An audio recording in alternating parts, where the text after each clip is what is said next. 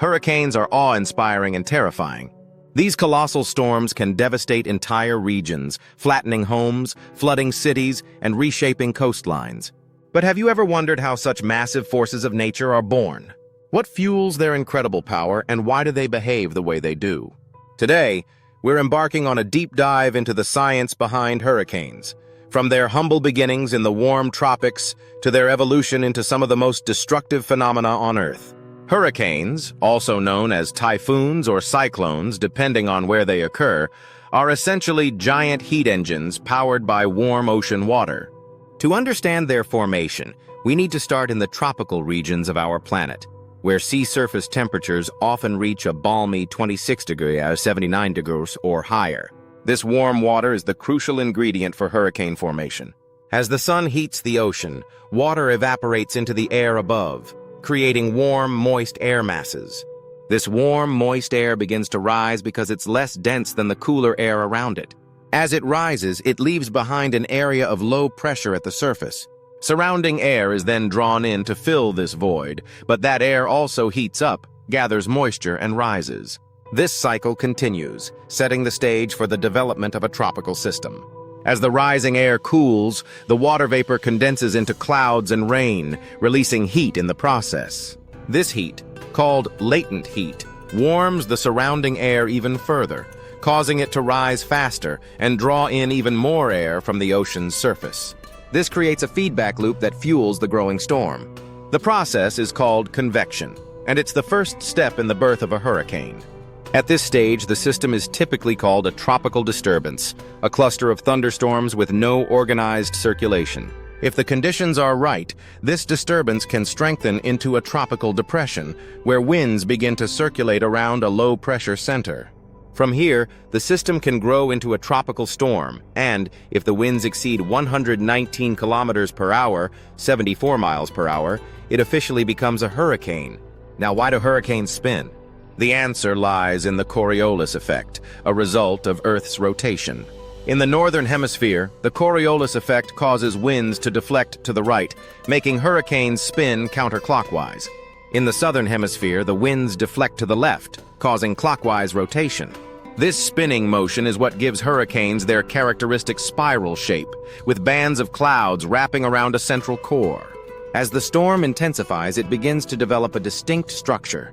At its center is the eye, a calm, often clear area where winds are relatively light. Surrounding the eye is the eyewall, a towering ring of thunderstorms that contains the storm's most violent winds and heaviest rains.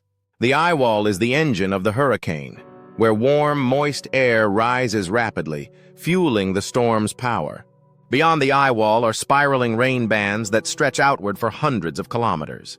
These bands can bring heavy rains, strong winds, and even tornadoes to areas far from the hurricane's center.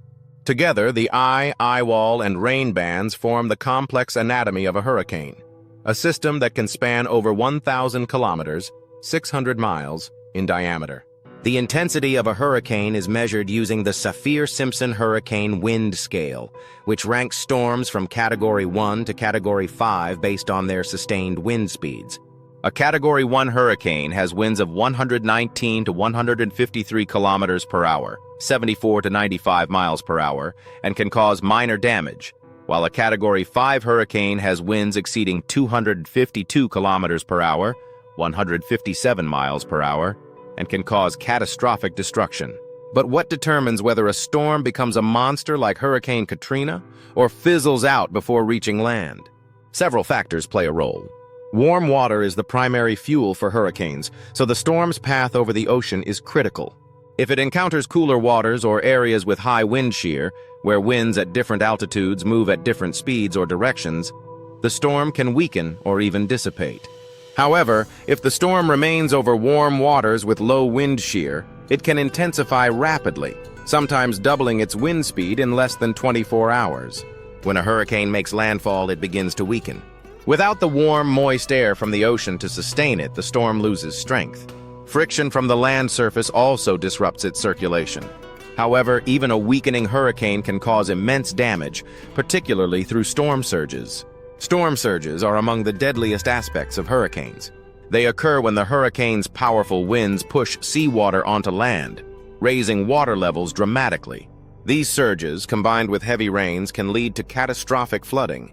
During Hurricane Harvey in 2017, for example, storm surges and torrential rainfall caused unprecedented flooding in Texas, displacing thousands of people and causing billions of dollars in damage. Climate change is playing a significant role in the behavior of hurricanes. As global temperatures rise, so do sea surface temperatures, providing more fuel for these storms. Warmer air also holds more moisture, leading to heavier rainfall during hurricanes. Additionally, rising sea levels exacerbate the impact of storm surges, making coastal areas even more vulnerable. Research suggests that while the total number of hurricanes may not increase significantly, the proportion of intense storms, Category 4 and 5 hurricanes, is likely to rise. This means fewer storms overall, but a greater number of devastating ones, posing a significant challenge for communities and governments. So, what can we do to mitigate the impact of hurricanes? Improved forecasting and early warning systems have already saved countless lives, giving people more time to evacuate and prepare. Strengthening infrastructure in vulnerable areas is another critical step. Buildings designed to withstand high winds and elevated homes can reduce damage and save lives. Natural barriers like mangroves and wetlands also play a vital role in absorbing storm surges and protecting coastal areas. On a broader scale, addressing climate change is essential. Reducing greenhouse gas emissions can help slow the warming of our oceans and atmosphere, potentially lessening the intensity of future hurricanes. At the same time, investing in renewable energy and sustainable practices can make communities more resilient to the impacts of these storms. Hurricanes are a testament to the power and complexity of nature. They remind us of the delicate balance of our planet's systems and the need to respect and understand them. By studying these storms, we not only learn about their mechanics, but also gain the tools to protect ourselves and adapt to a changing world. Nature's fury may be unstoppable, but with knowledge, preparation, and collective action, we can face it with resilience and hope. The science of hurricanes is not just a story of destruction. It's a story of discovery, innovation, and our ability to coexist with the forces of nature.